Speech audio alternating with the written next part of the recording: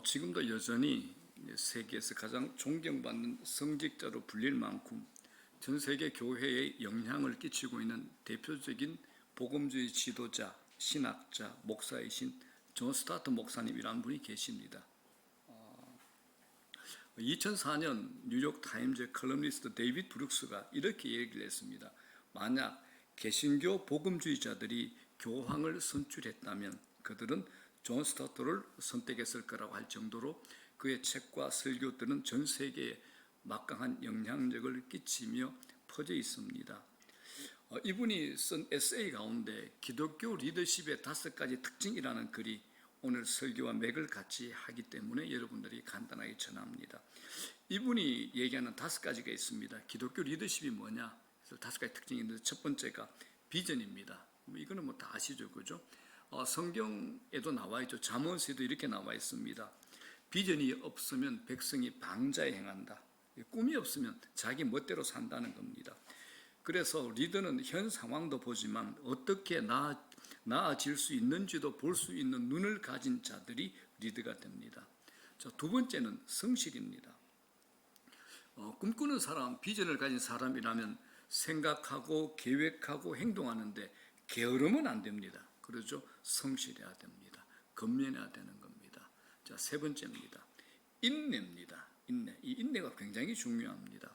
꿈꾸고 비전을 보면서 행동으로 옮길 때 반드시 어딘가에 누군가가 이제 반대가 있습니다. 반대가 있죠. 기득권 세력, 또 냉소주의자, 적개심을 가지고 빈틈을 파고드는 자들이 있습니다. 모세와 바울에게 반대하고 비방하는 자들이 얼마나 많았습니까? 그래서 바울은 자기 유언장과 같은 디모데스에 이렇게 고백을 합니다. 다 나를 버렸다. 모두가 나를 버렸다 할 정도로 외로움에 힘들었다고 고백을 합니다. 그럼에도 불구하고 이들은 하나님의 명령하신 일에 그들의 확신이 흔들리지 않았습니다. 어떤 반대나 희생이 따르더라도 인내한 겁니다. 리더십의 세 번째, 인내입니다. 자, 네 번째는 섬김입니다. 그냥 섬김이 아니죠. 기질적으로 잘 섬기는 사람이 있습니다. 그런데 그 섬김이 기독교적인 리더십이 따르기 위해서는 즐거운 섬김이 되셔야 됩니다. 그래서 리더라면 지도자의 권위가 아니라 섬기는 지도자의 겸손을 가지셔야 됩니다. 섬기는 지도자의 겸손입니다. 섬김에 대한 온전한 모델은 만물의 주인이시지만 만인의 종이 되신 예수 그리스도가 되십니다. 예수님께서 우리에게 이렇게 얘기하셨습니다. 너희들이 겸손으로 옷 입어라. 서로 사랑하고 섬기라라고 우리에게 말씀하셨습니다. 자, 이런 섬김이라야지 거짓이 없고 지속성을 가지게 됩니다. 즐거워하는 섬김이 되는 겁니다. 자, 다섯 번째입니다. 이제 훈련입니다. 리더십은 훈련으로 단단해지고 훈련으로 성숙이 됩니다. 모든 비전은 싸그라지는 경향이 있죠. 비전을 품은 모든 사람에게 제일 큰 시험이 뭐냐? 낙심이 가까이 있다는 겁니다. 낙담하기 쉽습니다. 그래서 성경을 보게 되면 위대한 지도자들도 치명적인 약점이 있었습니다. 노아는 술에 취했죠. 아브라함은 자신의 안전을 위해서 자기 아내를 내어줄 뻔했습니다. 다윗은 밧세바를 범했습니다. 이것처럼 성경의 위인들도 다 실패했는데 우리들에게 무슨 희망이 있겠습니까? 그러므로 성경적 리더십 영성은 훈련을 받으셔야 됩니다. 기독교 영성은 훈련이 없으면 되지 않습니다. 훈련이 리더십의 마지막 특징이 됩니다. 자, 5가지죠. 비전, 성실, 인내, 섬김, 훈련 5가지입니다. 이 5가지는 공동체 리더들에게 반드시 필요합니다. 자, 그런데 이 정도면 제가 여러분들에게 소개 안 해줘. 이 책은 이것이 끝이 아니라 리더십의 자질을 갖추려면 언제나 긴장하고 범하지 말아야 할 죄 하면서 한 가지를 더 추가로 얘기합니다. 그 죄가 뭐냐? 그냥 자기 개발서 일반적인 사람이 얘기했더라면 제가 별로 궁금 안 했을 겁니다. 그런데 기독교의 최고 신학자, 최고 복음주의 목회자인 존 스토트 목사님이 과연 무엇을 말하는가 참 궁금했습니다. 그 내용이 이거였습니다. 틀에 박힌 평범함과 그것을 받아들이는 행태라고 합니다. 틀에 박힌 평범함, 그것을 받아들이는 행태, 이것이 기독교 리더십의 가장 큰 죄라고 합니다. 여러분, 영적 기념비를 세워야 되는 우리들에게 이 권면이 도전이 되지 않습니까? 이 글에 대해서 이 목사님 또 웅장하게 덧붙여서 격려하는 글이 또 이렇게 나와 있습니다. 자, 다 같이 한번 읽어보겠습니다. 시작. 평범함에 만족하지 마십시오. 하나님이 당신에게 주시는 온전한 잠재력에 미치지 못하는 것에 만족하지 마십시오. 하나님을 위해 야망을 품고 모험을 하십시오. 하나님이 친히 여러분을 창조하셨고 당신의 작품을 낭비하는 것을 원치 않으십니다. 아멘. 아멘입니다. 하나님의 완전한 글작품인 우리가 낭비적이고 평범한 용도에 사용된다면 영적 기념비와는 먼 거리에 있는 겁니다. 자, 이 말씀이 영적 기념비를 세우고자 하는 우리에게 반드시 품어야 될 지침이 됩니다. 여러분, 평범함에 안착하시면 안 됩니다. 평범함에 안착하시면 안 됩니다. 그래서 우리가 붙들어야 될 것이 뭐냐? 지난 주일에 제가 기도에 대해서 말씀을 드렸습니다. 바빠도 힘들어도 슬프도 뭐죠? 기도 먼저입니다. 뻔뻔스러울 정도로 대담하게 그리고 절박하고 끈질기게 기도합니다. 다 같이 시작. 바빠도 힘들어도 슬퍼도 기도 먼저.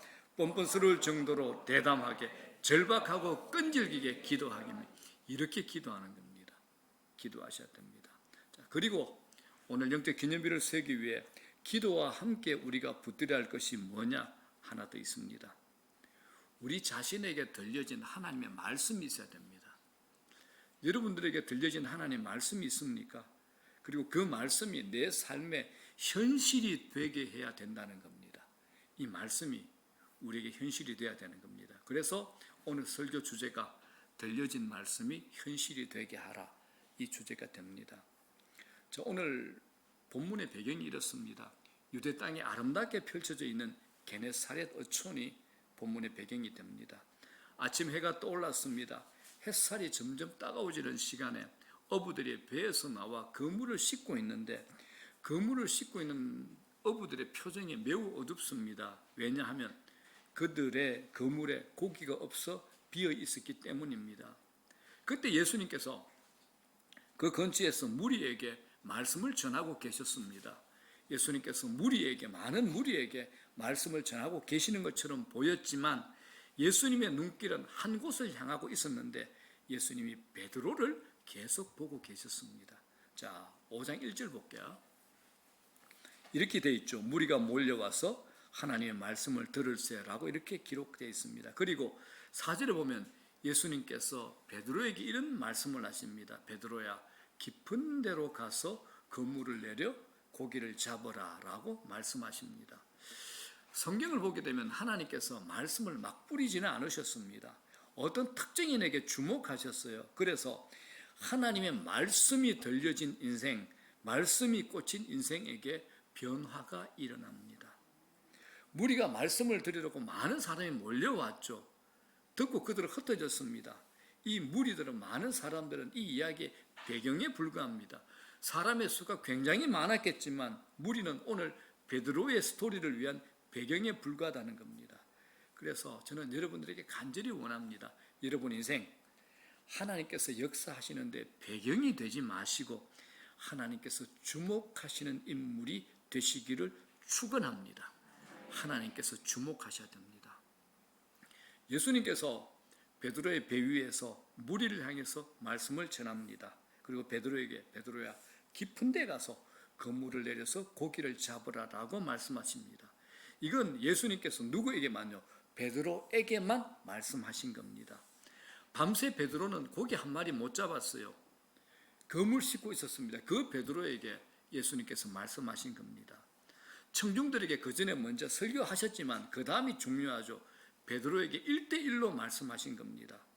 자, 그러면 밤새도록 베드로가 고기를 잡으려고 했는데 고기를 잡지 못했습니다. 이 베드로의 반응이 궁금합니다. 자, 5절 볼게요. 베드로의 반응입니다. 시작. 시몬이 대답하여 이르되 선생님, 우리들이 밤새도록 수고하였으되 잡은 것이 없지만 말씀에 의지하여 내가 그물을 내리리이다. 베드로는 조금 전까지 자신의 경험한 사실을 예수님에게 고백합니다. 선생님, 내가 밤새 고기 잡으려고 해봤는데요, 한 마리도 못 잡았거든요. 지금 내가 빈 그물 씻고 있는 거 보이잖아요. 상황 끝이에요. 이렇게 고백하는 겁니다. 자, 베드로가 이렇게 말하고 끝났다면 우리가 더 이상 살펴볼 필요 없습니다. 대부분의 사람들이 이렇게 말하고 끝납니다. 우리가 상상하기로는 베드로가 밤새도록 수고했는데 한 마리 못 잡았습니다 라고 말한 후에 에휴 하고 한숨을 내쉬었을 겁니다. 숨을 한번 몰아쉬고 침도 한번 삼킨 후에 나지막한 목소리로 그렇지만 예수님께서 그렇게 말씀하시니 예수님의 말씀에 의지해서 내가 그물을 다시 한번 내려보겠습니다 라고 말했던 겁니다. 이게 굉장히 중요한 대목입니다. 여기서 베드로가 말씀에 의지하여 그물을 내리겠습니다. 이 말씀에 주목해야 됩니다. 이 말은 이거죠. 상황 다 끝났고 소망이 없습니다. 그러나 예수님께서 내게 말씀하시니 예수님 말씀에 의지하여 주님 말씀에 의지하여 제가 그물 내리겠습니다. 이 의미가 됩니다. 자, 일 후에 뭐가 일어났습니까? 상상을 깨는 일이 일어났습니다. 일어날 수 없는 일이 일어났습니다.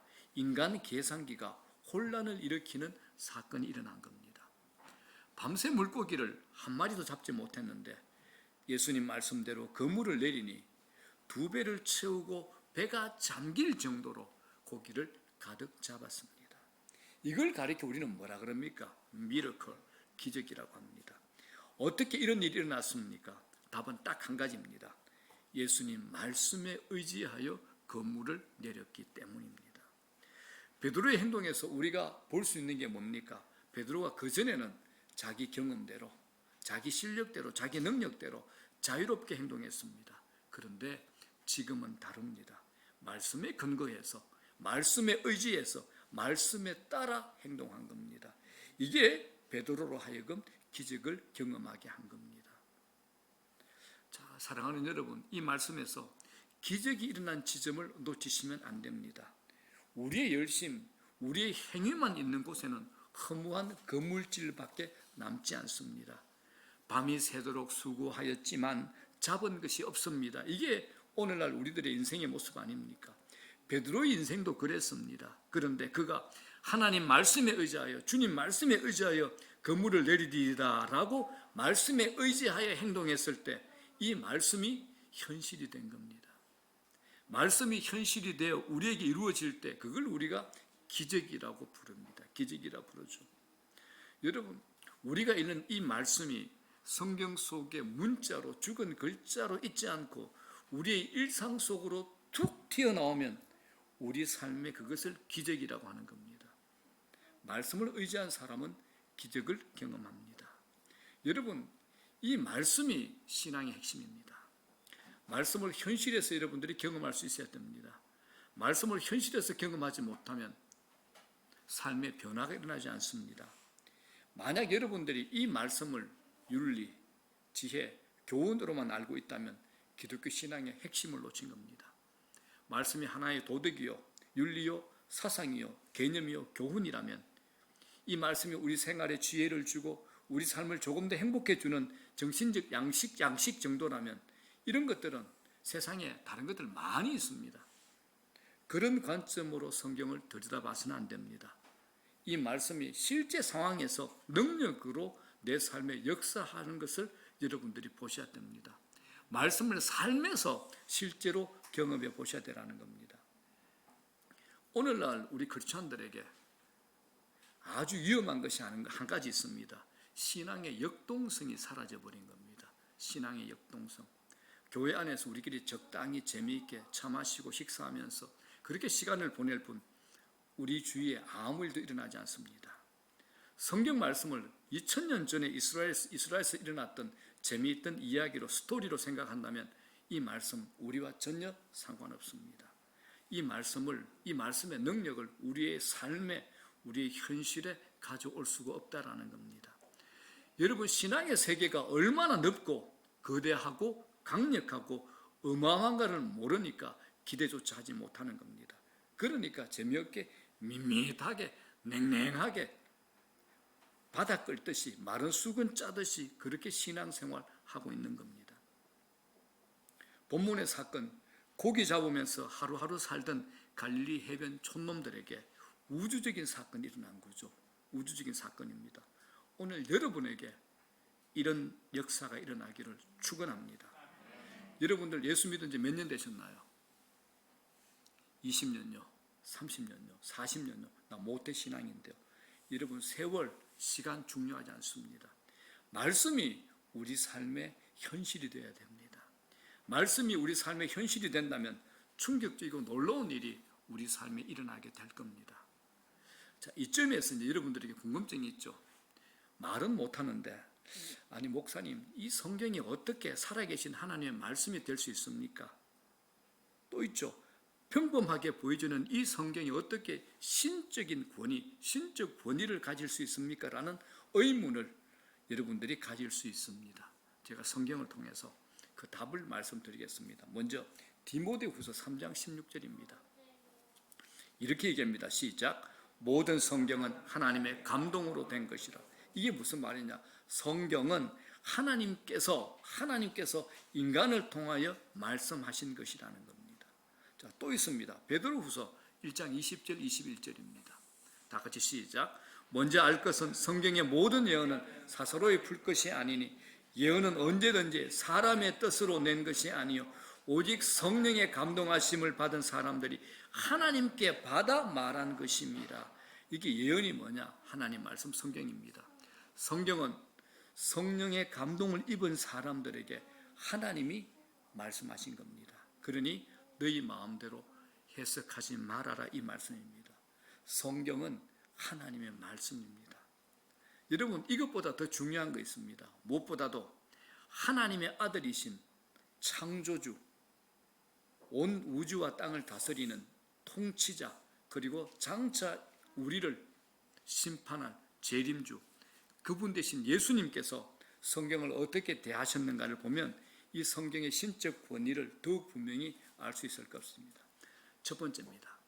예수님은 성경을 믿으셨습니다. 제가 증명을 할게요. 제가 예는 충분히 많습니다. 예수님께서 십자가를 지시기 전에 감람산으로 가시는 길에 제자들에게 이런 말씀을 합니다. 마가복음 14장 27절이죠. 예수께서 제자들에게 이르시되 너희가 다 나를 버리리라. 이 말씀을 하셨어요. 자, 이 말씀에 제자들이 충격에 빠졌습니다. 혼란에 빠졌습니다. 왜냐하면 자신들은 집과 평안함과 가족을 다 버리고 3년간 주님을 따르면서 충성을 하지 않았습니까? 온몸을 다 바쳤습니다. 그런데 어떻게 예수님께서 지금 자기들이 다 예수님을 버릴 것이라고 확고하게 말씀할 수 있습니까?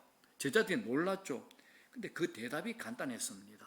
이어서 예수님께서 덧붙여서 이런 말씀합니다. 후반절 말씀이 이렇습니다. 예수께서 제자들에게 이르시되 너희가 다 나를 버리라. 그러면서 뭐라 그럽니까? 이는 뭐죠? 기록된 바 내가 목자를 치리니 양들이 흩어지리라 하였습니다. 여기서 이는 기록된 바, 이 말씀이 제일 중요합니다. 이는 기록된 바가 무슨 말입니까? 성경에 이미 그렇게 예언이 되어 있기 때문에 그렇게 될 수밖에 없다는 것을 예수님은 추호도 의심하지 않으셨던 겁니다. 자, 이 말씀이 어떤 말씀이냐? 이 예언이 이미 예수님이 십자가에 달리시기 전에 520년 전에 스가랴를 통해서 기록된 말씀이 존재합니다. 자, 구약 성경 스가랴 13장 7절. 520년 전에 예언된 말씀입니다. 다 같이 시작. 만군의 여호와가 말하노라. 가라 깨어서 내 목자 내 짝된 자를 치라. 목자를 치면 양이 흩어지려니와 목자를 치면 양이 흩어지는 이 말씀을 예수님이 알고 계셨던 겁니다. 그래서 마가복음 14장 27절 이렇게 말씀하시죠. 내가 목자를 치리니 양들이 흩어지리라. 이 말씀이 이루어지는 겁니다. 이미 기록된 스가랴 이 말씀이 있었고 이 말씀을 예수님이 믿으셨기 때문에 예수님은 제자들이 3년 동안 목숨 걸고 충성하고 헌신했지만 자신을 버릴 것이라는 것을 조금도 의심하지 않았던 겁니다. 그래서 예수님께서 공생의 막바지에 십자가 고난을 앞에 두고 여러 가지 사건들이 있었는데 놀라지 않으셨던 이유가 바로 이런 이유 때문입니다. 이미 기록되었으되 이미 성경에 구약 성경에 기록된 말씀이 그대로 이루어질 것을 알고 믿었기 때문에 예수님은 그렇게 하셨습니다. 그래서 예수님이 이렇게 말씀하시죠. 마태복음 5장 18절에 시작. 천지가 없어지기 전에는 율법의 1.1획도 결코 없어지지 아니하고 다 이루리라. 세상에 어떤 경전에 종교서적에 이런 광호한 외침이 있습니까? 천지가 없어지기 전에 이 하나님 말씀의 1.1획도 없어지지 아니하고 다 어떻게 해요? 이루리라랍니다. 약속이 성취된다는 겁니다. 그래서 요한복음 10장 35절에 이렇게 말씀합니다. 이 성경은 패하지 못하나니라고 얘기하시는 겁니다. 예수님은 이 성경 말씀의 영원함을 믿었기 때문에 패할 수 없다라고 하셨고, 성경의 예언이 다 성취될 때까지 이 말씀은 결코 쇠하거나 사라지지 않는다라고 말씀하신 겁니다. 자, 예수님은 첫 번째 성경을 믿으셨습니다. 두 번째, 예수님은 성경을 믿으셨기 때문에 온전히 순종하셨습니다. 자, 예수님은 성경의 권위에 순종하심으로 성경의 가르침을 따르셨습니다. 자, 예수님 자신이 구약 성경에 예언된 기름 부음 받은 왕, 인자, 고난 받은 종임을 아셨고, 성경이 자신에 대해 기록한 것을 그대로 완수하기로 예수님은 작정하십니다. 자, 마가복음 14장 21절 볼게요. 이렇게 얘기하시죠. 인자는 예수님 자신입니다. 인자는 자기에 대하여 기록된 대로 가거니와. 이게 무슨 길입니까? 십자가 길로 가시는 겁니다. 자기에 대해서 기록된 대로 간다는 겁니다. 실제로 예수님께서는 자신의 사역을 성경에 이미 기록된 예언에 맞추어야 한다는 강제성을 느끼고 있었습니다. 예수님께서. 자, 그래서 뒤에 기가 막힌 사건이 하나 나옵니다. 겟세마네 동산에서 예수님을 보호하려고 유대 군병들이 와서 예수님을 체포하려 했을 때 누가 막았습니까? 베드로가 막았죠. 이때 예수님께서 당신을 보호하고 방어해준 베드로가 얼마나 예뻤겠습니까? 그래서 베드로야, 잘했다. 너 참 기특하다. 그렇게 말씀하셔야 되는데 예수님 그렇게 말씀하지 않으셨습니다. 베드로를 말리시면서 이런 말씀하셨죠. 마태복음 26장 54절 보겠습니다. 시작. 내가 만일 그렇게 하면 이런 일이 있으리라 한 성경이 어떻게 이루어지겠느냐 하시더라. 여러분, 이 비밀을 아시겠습니까? 이 비밀을. 이런 일이 있으리라 한 성경이 어떻게 이루어지겠느냐. 예수님께서 이렇게 말씀하시면서 기어이 십자가의 길을 걸으신 겁니다. 예수님께서 성경을 믿으셨습니다. 두 번째, 순종하셨습니다. 세 번째, 예수님께서 이 말씀을 완전히 인용하셨습니다. 예수님은 성경을 믿고 성경의 명령에 항상 순종하셨을 뿐만 아니라 그를 비판하는 사람들과 논쟁할 때도 뭘 기준으로 삼으셨나요? 이 성경을 기준으로 삼으셨습니다. 안식일 준수에 관해서, 결혼과 이혼 문제에 관해서, 그리고 어떤 질문을 받더라도 하나님의 말씀, 이 성경을 인용하고 예수님은 가르쳤습니다. 자, 사랑하는 여러분, 하나님의 아들이신 예수님, 장차 재림주로 오실 예수님, 하늘과 땅의 권세를 가지신 예수님도 성경의 신적 기원과 원리를 받아들이고 지지하셨습니다. 그분은 성경을 믿었고 자신의 삶과 사역에 성경에 온전히 순종하셨습니다. 토론과 논쟁에서도 늘 이 성경을 인용하셨습니다. 이점에서 이제 우리의 문제가 드러납니다. 하나님의 아들이신 그분이 순복한 이 성경을 우리가 가벼이 여길 수 있겠습니까? 여러분 어떻습니까? 하나님의 아들이신 예수님께서 순복한 이 성경을 우리가 가벼이 여길 수 있겠습니까? 그분이 온전히 받아들이신 이것을 우리가 거부할 수 있겠습니까? 잘라내고 짜집기 하고 내 먹고 싶은 대로 먹고 버리고 싶은 거 벗고 듣고 싶은 것만 듣고 듣기 싫은 것은 피하는 이런 일을 우리가 할 수 있겠습니까?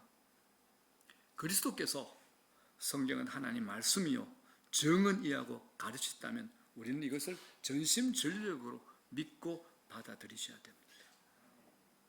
우리 모두 하나님 말씀을 노골적으로 의도적으로 무시하려고 하는 신자는 없습니다.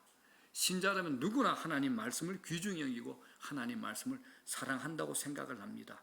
그러나 나도 모르게 하나님 말씀을 무시하고 거부할 때가 있습니다. 말씀을 듣는 것으로 끝내고 말씀에 대해 기대하지 않고 말씀대로 순종하는 행동의 변화가 없다면 말씀을 무시하기 때문에 그렇습니다. 대놓고 얘기하지는 않습니다. 그러나 말씀을 무시함이 우리 안에 있습니다. 엄마가 아기에게 게임 그만해, 이제 숙제해야지라고 말합니다. 그러면 아이는 엄마 알았어요라고 말합니다. 그런데 이 아이가 게임을 계속해요. 이건 말씀을 들은 겁니까? 안 들은 겁니까? 안 들은 거죠. 불순종입니다. 말씀을 알아들었다면 말씀대로 순종하셔야 됩니다. 그런데 우리는 성경 읽고 말씀 듣고 은혜로운 말씀이라고 생각하지만 말씀대로 순종하지 않습니다. 그러면 여러분 삶에 아무 일도 일어나지 않습니다. 자, 그렇다면 이 말씀이 현실이 되게 하려면 어떻게 해야 될까요? 한 가지입니다. 순종하시는데 순종의 때를 놓치시면 안 됩니다. 순종의 때입니다. 말씀 순종에는 타이밍이 중요합니다. 때를 놓치면 안 됩니다. 말씀을 듣고 감동받았습니다. 그리고 언젠가 내가 그렇게 살아야지, 그렇게 살고 싶고 라고 결단하는 것 의미 없습니다. 적극적으로 순종하셔야 됩니다. 순종을 미루어서는 안 됩니다. 그런데 우리에게 속삭이는 음성이 있죠. 미뤄봐, 내일로 미뤄. 누굴까요? 사탄입니다. 사탄은 미루라고 속삭입니다. 내일 하라고 속삭입니다. 이건 사탄의 최고 전략입니다. 내일 하면 되지. 내일 되면요, 또 내일 하면 되지. 또 내일 되면요, 또 내일 하면 되지. 이게 사탄의 최고 전략입니다. 말씀을 듣고 나면 여러분 하나님 말씀만 떠오르는가요? 아닙니다. 우리 안에 많은 생각이 떠오릅니다. 계산기가 막 돌아가죠. 온갖 이론이 내 머릿속에 다 엉킵니다. 주님께서 우리에게 말씀하실 때 마귀도 우리에게 속삭입니다. 성령이 역사하실 때 악한 영도 역사한다는 겁니다. 그러므로 우리 안에 말씀이 들려질 때 빨리 순종으로 나가셔야 됩니다. 약간이라도 미루고 딴 생각하게 되면 마귀가 우리 생각 속에 들어와 이 말씀을 왜곡시켜 버립니다. 말씀을 비틀어 버리죠. 마귀는 이렇게 얘기합니다. 베드로에게, 베드로야, 깊은 데로 가서 말씀 의지하여 금을 내린다고. 이미 끝났어. 내 밤새도록 수고해봤잖아. 어떤 일 일어나겠어? 아무것도 안 일어나. 너 갈릴리 바보돼, 쪼다돼, 쓸데없는 짓거리 하지 마라고 마귀는 속삭입니다. 분명히 이렇게 속삭일 겁니다. 자, 여러분 물어볼게요. 하나님께서 말씀을 통해 주신 감동이 오래 가던가요? 저희 교회는 주차장이 괜찮습니다. 큰 교회는 말씀에 감동을 진짜 극도로 받았는데 주차장에서 다 버립니다. 차 빼! 여기 이미 이제 성질 나고 시험 들고 이제 다 버리는 거죠. 그죠? 유리문 내리고 손가락질하고 다시 안 볼 것처럼. 이런 일들이 얼마나 많습니까? 여러분들 지금 이렇게 점잖이 앉아있고 예배 은혜 받았다 그러지만 나가면서 핸드폰에 불편한 사람의 번호가 찍히는 순간 은혜가 다 사라지는 겁니다. 그래서 오래 가지 않습니다, 여러분. 그래서 하나님께서 우리에게 말씀을 주실 때가 기회요. 하나님 말씀이 내 가슴에 울리는 순간이 최고의 때라는 겁니다. 그 때를 놓치면 기회가 언제 올지 알 수 없습니다. 말씀을 듣고 무엇인가 마음의 변화가 일어났다면 그건 성령께서 내 안에서 일하시는 겁니다. 여러분, 순종을 미루면 나중에는 순종하려고 해도 상황이 변해 있습니다. 주님께서 던지라 했을 때 던지지 않다가 나중에 이제 한번 던져볼까 하고 던진다 하더라도 그때는 아무 일도 일어나지 않습니다. 물고기는 다 다른 데가 있습니다.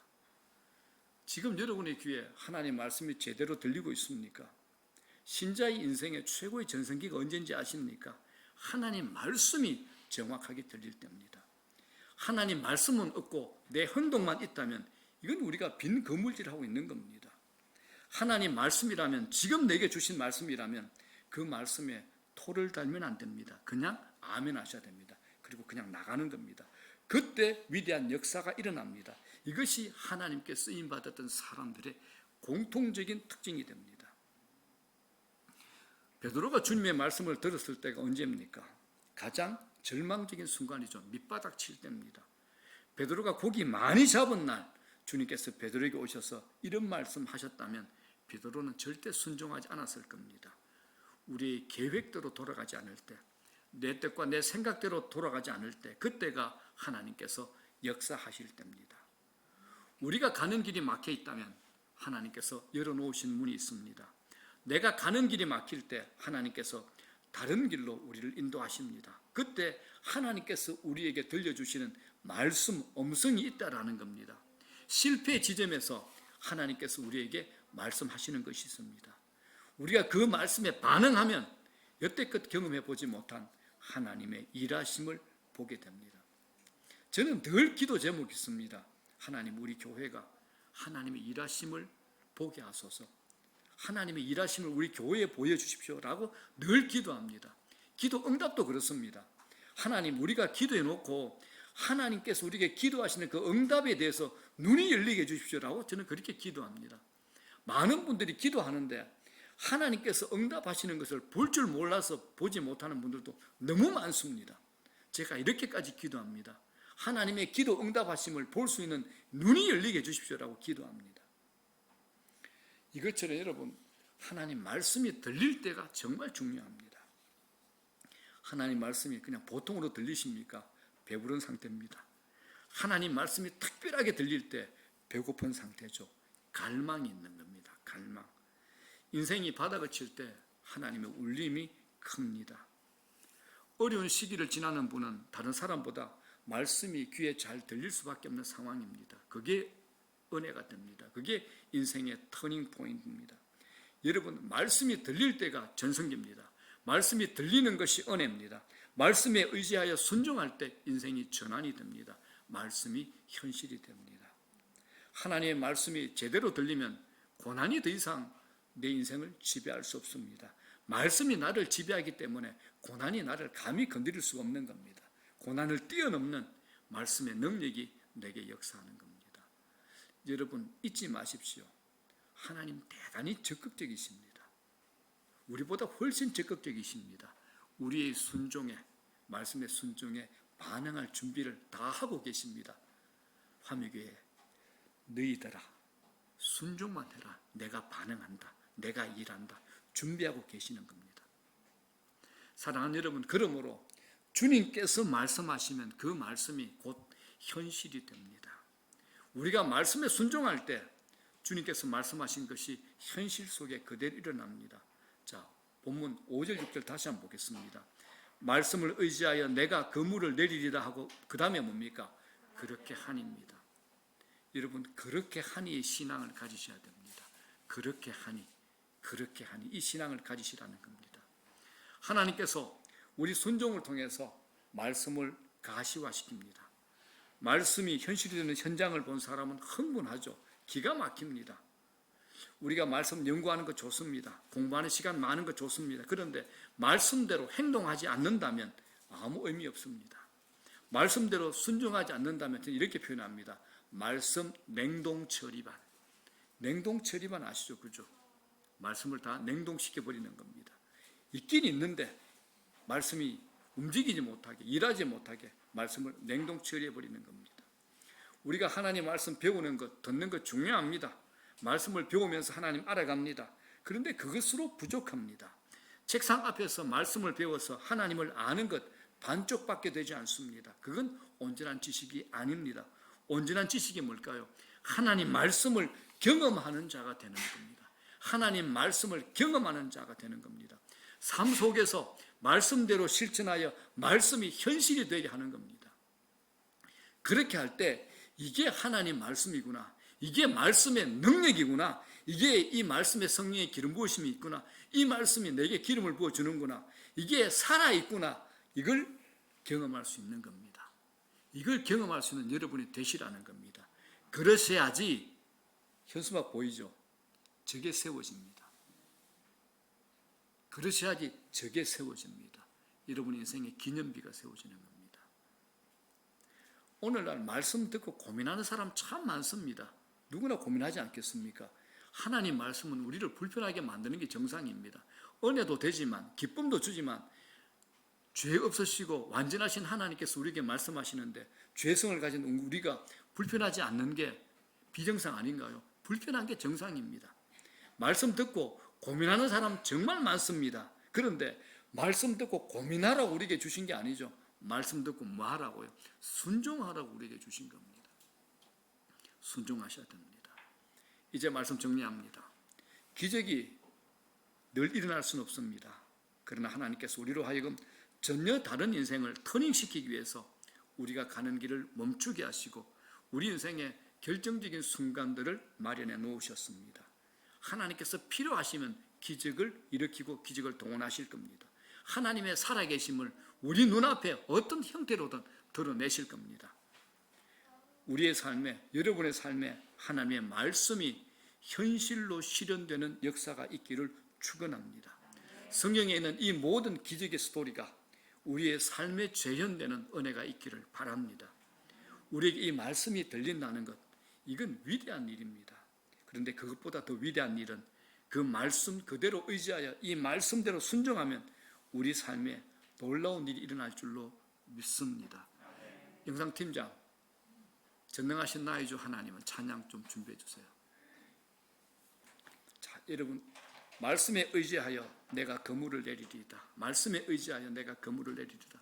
이 한 구절이 한 생애를 한순간에 바꿔놓은 겁니다.